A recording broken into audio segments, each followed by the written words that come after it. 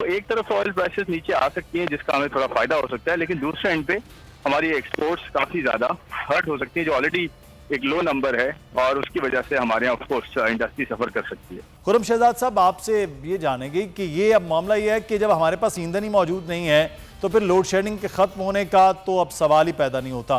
तो अब क्या सिचुएशन बनने जा रही है आगे?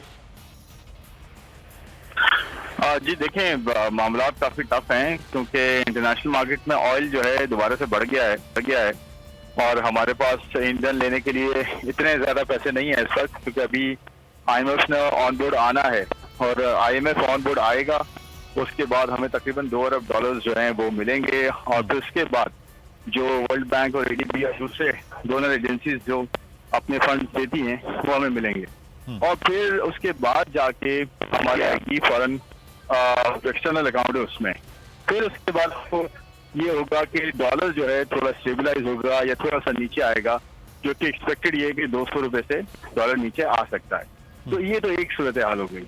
अब दूसरी सूरत हाल ये है कि लोकली आपके यहाँ जारी है, टाइटनिंग से मुराद ये है कि इंटरेस्ट रेट शरह सूद काफी ऊपर है और वो इसलिए भी की गई है ताकि जो है इम्पोर्ट्स करटेल हो सकें और डॉलर जो है बहुत ज्यादा हद से ज्यादा जो है तजावुज ना कर जाए डॉलर रेट, ताकि हमारे जो कर्जे हैं वो जो है एक हद तक मेंटेन कर सकें, मैनेज कर सकें और उसके साथ साथ जो महंगाई की शरह जो इंटरनेशनली चल रही है उसका भी इम्पैक्ट हमारे यहाँ कम से कम आ सके।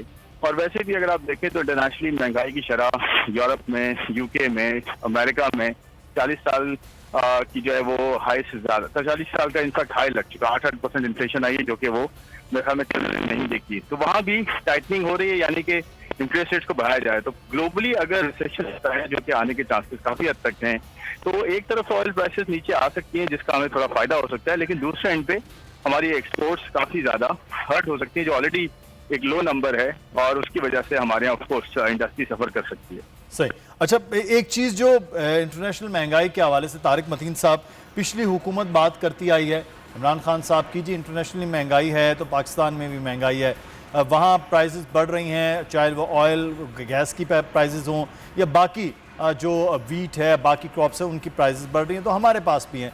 लेकिन उस वक्त जो मौजूदा हुकूमत है वो अपोजिशन में थी, वो ये कुछ बात कर रही थी कि महंगाई सबसे ज़्यादा बढ़ गई है। अब हमने ये देखा है 3 माह का वक्त अभी शायद मुकम्मल नहीं हुआ, तो ये उससे भी डबल प्राइसेस पे हम चले गए हैं। तो क्या इस हुकूमत को मालूम नहीं था कि अवामी रद्द-ए-अमल ये होगा?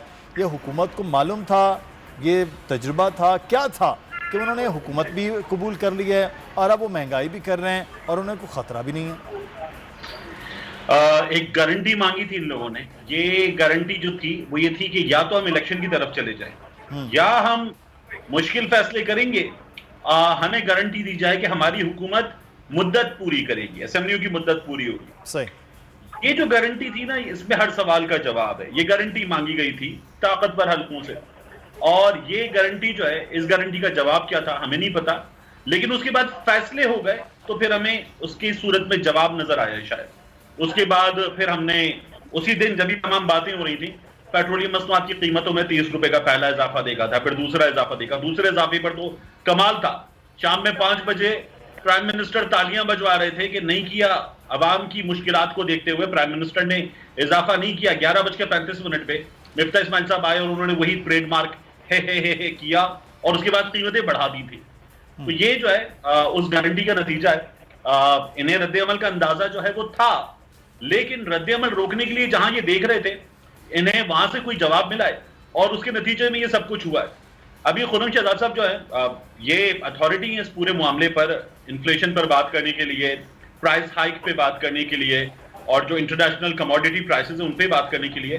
बट मेरा एक बड़ा आसान सादा सा सवाल है, बुनियादी सा, आम आदमी के लिए, खुर्रम साहब भी इसका जवाब देंगे और फिर हमारे हुक्मरान भी दें, कि ये जो जब कीमतें बढ़ती है ना, ट्रांसपोर्टेशन कॉस्ट बढ़ जाती है, प्रोडक्शन कॉस्ट बढ़ जाती है, तो उसके नतीजे में दाल महंगी, चीनी महंगी, चावल महंगा, घी महंगा, तेल महंगा, हर चीज महंगी हो जाती है।